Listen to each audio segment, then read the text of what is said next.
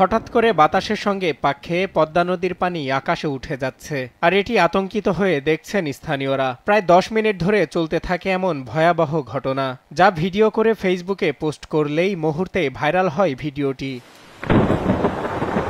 ভিডিওতে দেখা যায় পদ্মা নদীর পানি পাক খেয়ে আকাশে উঠে যাওয়ার ঘটনায় আতঙ্ক ছড়িয়েছে স্থানীয়দের মধ্যে। পরে ঘটনাস্থলে গিয়ে দেখা যায় নষ্ট হয়েছে কিছু জমির ফসল। মঙ্গলবার বিকেলে কুষ্টিয়ার দৌলতপুর উপজেলার মরিচা ইউনিয়নের কলদিয়ার এলাকার পদ্মা নদীতে এই ঘটনা দেখা যায়। ঝড় সৃষ্টি হয় এবং ঝড়ে অনেক বালি এবং পানি আকাশের দিকে উঠে আসে এবং ফসলের অনেক ক্ষয়ক্ষতি হয়। বলতে গেলে আপনার সেটা টর্নেডো অথবা এক প্রকার ঘূর্ণিঝড়ের মতো বলা চলে। ক্ষয়ক্ষতি এমন কোনো ক্ষয়ক্ষতি হয়নি, ফসল পানি মাঠ জমিন দিয়ে গেছে, হয়তো ভুট্টার মাঠ বা যে কোনো মাঠ, এইগুলান ওমিন দিয়ে ভাঙ্গি একদম এরকম ভাঙ্গি মিলিয়ে গেছে।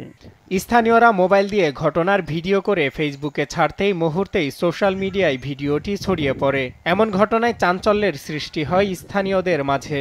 এমন একটা দৃশ্য দেখছে একবারে সে কালো হয়, একবার সে ধোঁয়ার মতন একবার উপরে সে বোধহয় আকাশ বরাবর উঠে যায়, এমন হয়ে গেল মনে হচ্ছে যেন একবার সে গাঙ্গা অনেকটুক থাকা পর তারপরে পাড়া বলে উঠে আসি আমরা বিশাল একটা ক্ষতি হয়ে যাবে।